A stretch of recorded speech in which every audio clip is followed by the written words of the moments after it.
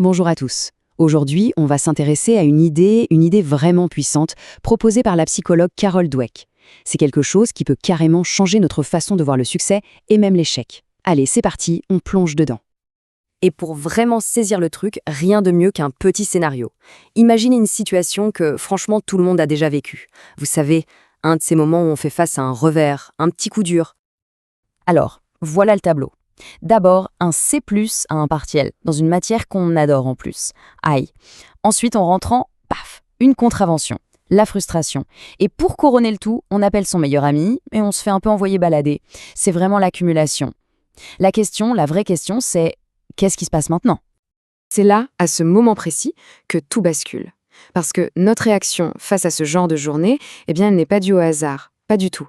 Elle est guidée par une croyance profonde, une sorte de vision du monde qui va définir comment on perçoit nos propres capacités. Ok. Donc cette croyance fondamentale, elle nous mène en fait sur deux chemins bien distincts.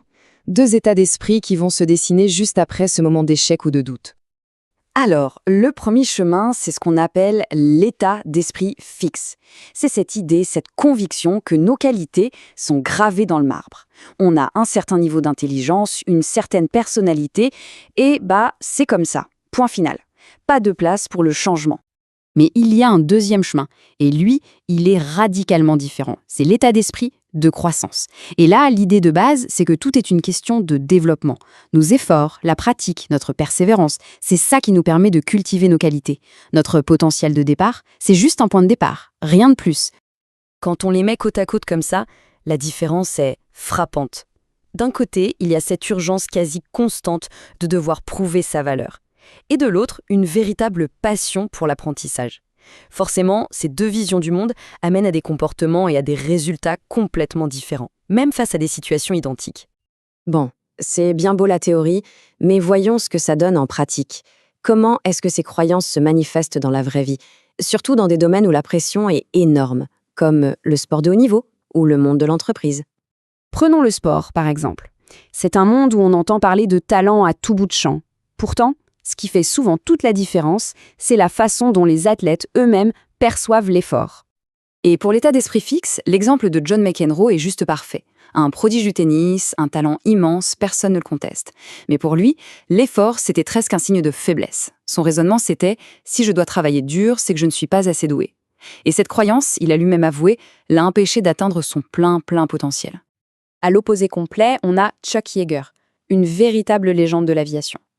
Et lui, il n'attribuait pas du tout son succès à un don tombé du ciel. Non, pour lui, c'était le résultat d'un travail acharné. L'expertise, ça se construit, ça se gagne. C'est l'essence même de l'état d'esprit de croissance. Mais attention, cette dynamique, elle ne s'arrête pas aux individus. Elle s'applique aussi aux organisations, aux entreprises.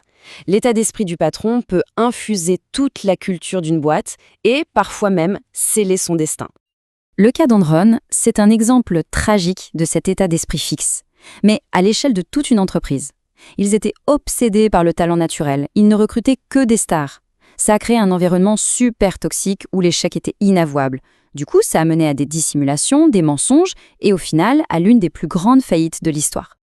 Et à l'inverse, regardez le redressement d'IBM par Lou Gerstner.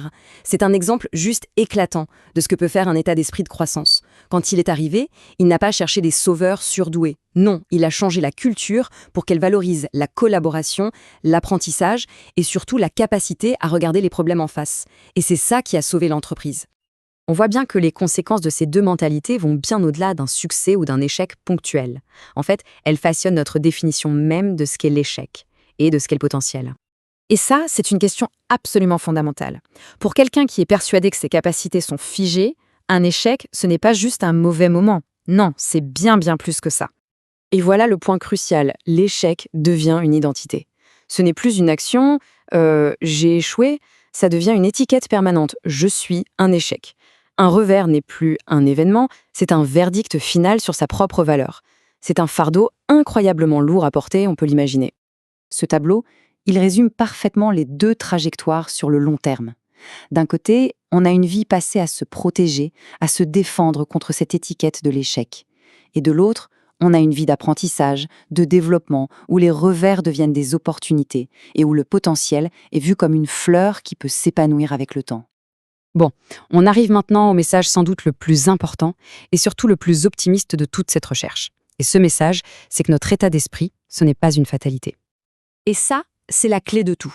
On n'est pas condamné à rester dans un état d'esprit fixe toute sa vie. Le changement est possible. D'ailleurs, le simple fait d'être conscient de ces mécanismes, c'est déjà la toute première étape pour pouvoir agir. L'autrice elle-même le dit très bien. Ces états d'esprit font partie de notre personnalité. C'est vrai, mais on peut les changer. Le simple fait de savoir qu'ils existent, qu'il y a ces deux options, ça peut déjà nous amener à penser et à réagir de manière complètement nouvelle. Alors, concrètement, comment on fait? Voici un petit plan d'action en 4 étapes.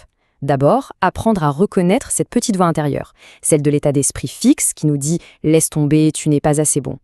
Deuxièmement, comprendre qu'on a le choix, qu'on peut prendre une autre voie. Troisièmement, lui répondre consciemment avec la voie de la croissance, axée sur l'effort, l'apprentissage. Et enfin, quatrièmement, passer à l'action, relever le défi, persévérer, essayer. Toute cette analyse nous laisse donc avec une question essentielle. Face aux défis de la vie, face aux échecs, face aux opportunités, quel chemin est-ce qu'on a envie d'emprunter? Celui qui consiste à prouver constamment sa valeur ou celui qui mise sur une croissance continue? Finalement, la réponse n'appartient qu'à chacun.